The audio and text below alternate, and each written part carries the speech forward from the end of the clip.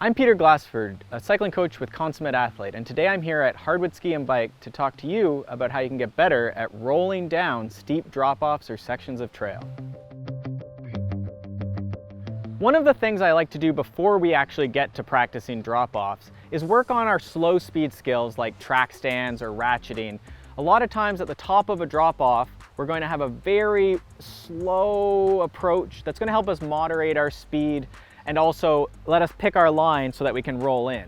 But if you're not balanced or you're nervous at slow speeds, this is going to affect how good you are at drop-off. To get started practicing a roll down, you want to find not the scariest thing on the trail system, but something maybe out in the open or in a trials area like here at Hardwood, where you can safely roll down and get in a few repetitions where you feel safe and you can play around with approach speed and play around with your positioning.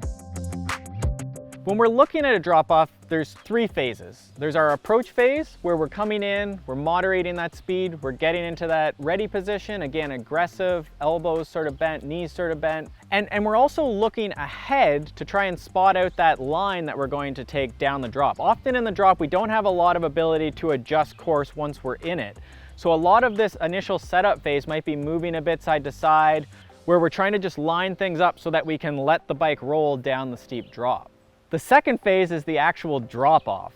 If our objective is to roll down a steep obstacle, we don't necessarily want to come into it as fast as we can. We're ready, we're again forward, that face over the stem, we're ready to push the bike down that obstacle. So as you come over the lip, as it gets steep, you're going to push the bike with the terrain to try and keep your body a little bit more upright and not go with the terrain, not go with gravity forward.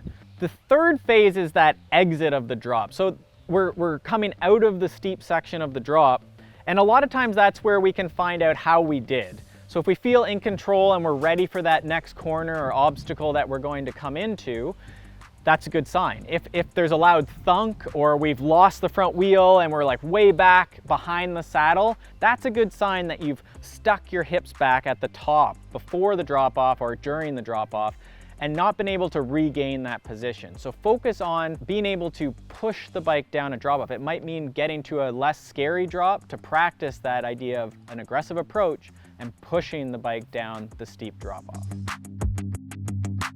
As you get comfortable on your safe drop-off, you can start incorporating practice into all of your rides. You can look for sets of stairs or steep sections of trail. All of these things push you to push the bike down an obstacle and keep that strong position throughout the motion.